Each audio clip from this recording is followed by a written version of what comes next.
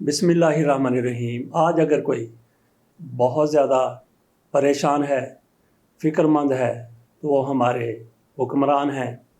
शहबाज शरीफ की हुकूमत है, इनके वज़रा हैं, इनके मुशीर हैं। फ़िक्र इनको ये लाहक नहीं है कि पाकिस्तान के साथ क्या हो रहा है, अवाम की क्या मुश्किलात हैं। इनकी परेशानी ये है कि इनके इक़्तिदार के लम्हात कम से कम होते जा रहे हैं। हर गुज़रते दिन के साथ एक दिन इनके इक़्तिदार में कम हो रहा है, ये इनको परेशानी है। तो इस पर ये किस तरह से ओवरकम कर रहे हैं, इससे किस तरीके से ये निजात हासिल करने की कोशिश कर रहे हैं। इन्होंने अपने आइंदा के अरसे को जितने दिन रह गए हैं उनको डबल कर लिया है। कैसे डबल कर लिया है?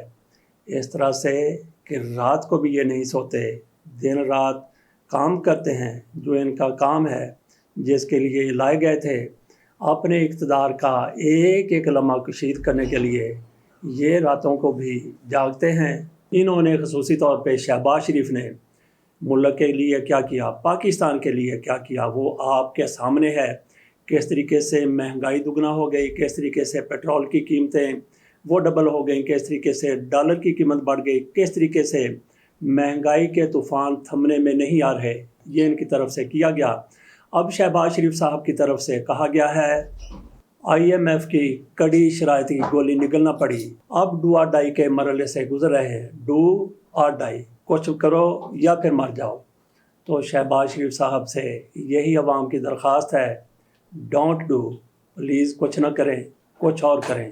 ख्वाजा आसफ़ की तरफ से कहा गया है कि हमारी हुकूमत जाने वाली है, हम जाने वाले हैं, झंडे उतर जाएंगे, उसके बाद फिर डंडे रह जाएंगे। ख्वाजा आसफ़ ने ये डंडों का जिक्र क्यों किया? क्या अपने लिए डंडों का इन्होंने जिक्र किया, या जिस तरीके से इन लोगों की तरफ से तहरीक इंसाफ के लिए डंडे इस्तेमाल किए गए, उसी तरीके से ख्वाजा आसफ़ के लिए भी डंडे होंगे, इन लोगों के लिए भी झंडों के डंडे होंगे। ख्वाजा आसफ़ साहब को वैसे अगले इलेक्शन में जीतने की कोई फ़िक्र नहीं है, कोई परवाह नहीं है, क्योंकि ख्वाजा आसफ़ पहले भी 2018 के इंतखाबात में, जिसको ये कहते हैं कि मैनेज किए गए थे, जिसमें कहते हैं कि बदउनवानी हुई थी, धांधली हुई थी, उन इंतखाबात में ख्वाजा आसफ़ साहब हार रहे थे। इनकी शिकस्त वाज़ेह थी। 10,000 वोटों का फ़र्क था। सियालकोट से हमारे एक दोस्त ने फ़ोन करके हमें बताया कि ख्वाजा आसफ़ 10,000 वोटों से हार चुके हैं। लेकिन सुबह तक फिर ये हुआ कि ख्वाजा आसफ़ जीत चुके थे। एक अरसे के बाद, कई साल के बाद, कई महीनों के बाद जनरल बाजवा की तरफ से बताया गया कि जब ख्वाजा आसफ़ हार रहे थे, इन्होंने मुझे फ़ोन किया और उसके बाद फिर चिरागों में रोशनी न रही, या फिर चिराग ज़्यादा ही रोशन हो गए। ख्वाजा आसफ़ अब कह रहे हैं कि झंडे उतर जाएंगे, डंडे रह जाएंगे। तो देखते हैं कि किन के लिए डंडे रह जाएंगे। तो बाकी नाजरीन, एक और कानून पास हो गया है, हतमी शक्ल इख्तियार करने के करीब है। पार्लियामेंटेरियन की तौहीन पर जुर्माना भी होगा और सज़ा भी होगी, कैद भी होगी, जुर्माना भी होगा। आप अतात आरट को डंट ऑनर कह सकते हैं, लेकिन आपको कोई नहीं पूछेगा, जैसा कि बहुत से लोग उनको कहते हैं, क्योंकि वो पार्लियामेंटेरियन नहीं हैं। लेकिन राजा रियाज को आप लोटा नहीं कह सकते, क्योंकि वो पार्लियामेंटेरियन है। अगर आप राजा रियाज को लोटा कहेंगे तो फिर आपको सज़ा भी होगी, जुर्माना भी होगा।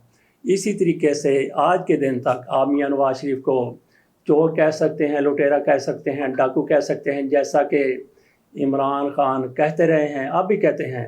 लेकिन शहबाज शरीफ को ना ही इमरान खान, ना ही आप, ना ही और कोई बंदा उसी तरह से कह सकता है जो कि नवाज शरीफ के बारे में कहा जाता है, चोर, डाकू, लुटेरा, भगौड़ा, मफरूर, जो भी है। लेकिन शहबाज शरीफ साहब पार्लियामेंटेरियन है, उनको आप कहेंगे तो सज़ा होगी। इसी तरीके से मरीम नवाज़ को आप कह सकते हैं, हवाला दे सकते हैं कि उन्होंने कहा था कि मेरी लंदन तो क्या पाकिस्तान में भी प्रॉपर्टी नहीं है। और फिर कैलबरी फाउंड, वो भी उनको ताना दिया जाता है। आप अब तक उनको ये सारा कुछ कह सकते हैं, मीडिया वाले कह सकते हैं, लेकिन मरियम औरंगज़ेब को आप ऐसा कुछ नहीं कह सकते।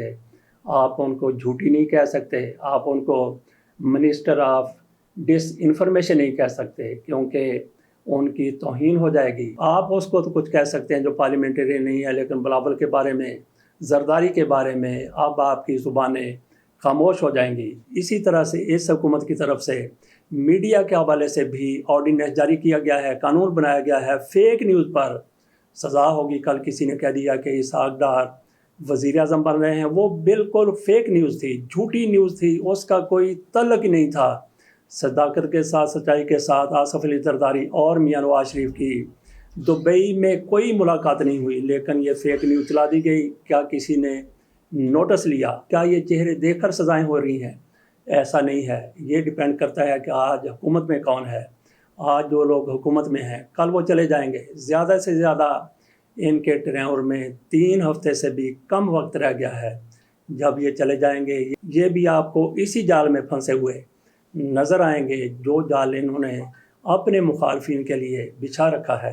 وہ وزیر اعظم صاحب جو ڈوا ڈائی کے مرحلے سے گزر رہے ہیں، ان کی طرف سے کہا گیا کہ بجلی مہنگی کرنا ہماری مجبوری تھی، 7.70 یا 75 پیسے فی یونٹ بجلی مہنگی کی گئی ہے۔ یہ IMF کے کہنے پر بجلی مہنگی کی گئی ہے۔ یہ شہباز شریف کا موقف ہے۔ دوسری طرف کہتے ہیں کہ پاکستان میں سرمایہ کاری کرنی ہے، تو سرمایہ کار کیسے سرمایہ کاری کرے گا؟